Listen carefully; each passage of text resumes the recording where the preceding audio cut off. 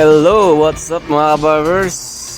Another satisfying clients na naman mga barbers. Ang gawa natin ngayon ay 2 block. Nag-start tayo ng numero 4, guard number 4. Yan, tira natin pagilid. Gawa tayo ng guide na hanggang kung saan lang dun yung ang gawa natin.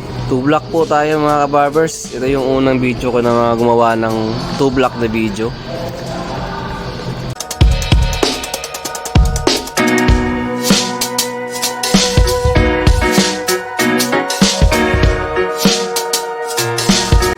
Next guard natin mga kabarbers, number 2. Sa paggamit ko ng number 2 na guard mga kabarbers, di ko na gaano inaangat talaga.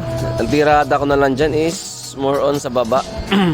Para di na ganong maangat. Tsaka forma pa rin ng buhok ni Sir is pabilog na unti para medyo ang ganda tignan. Kung matitignan nyo, di gaanong flatten. Sakto lang po yung buo ng bilog ng buhok niya.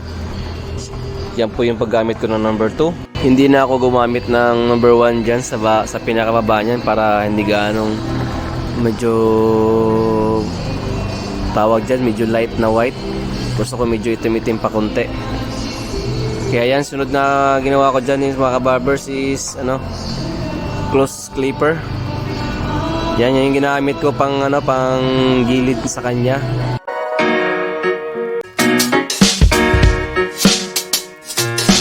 Next step tayo mga kabarbers, sunod kong ginamit, labahan na. Nilinisan ko na yung bawat gilid niyan. Request pala ng customer ko dyan na patulis yung patilya niya para mas maganda raw tignan.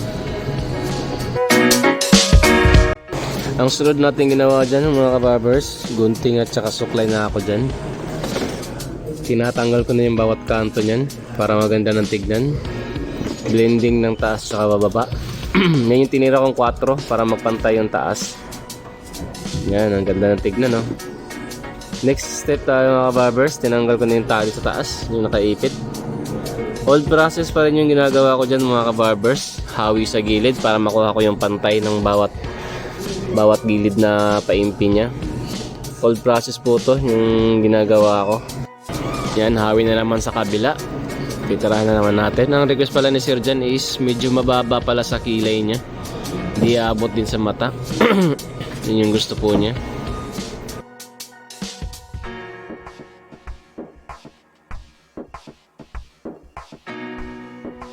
Maraming salamat po sa mga sumusuporta po sa video ko tsaka sa misis ko pala. Ayan po, finish na po. Finish product. Hope you like my videos po. Sana po nagustuhan ninyo. Maraming salamat. Watch out for my next video. Thank you.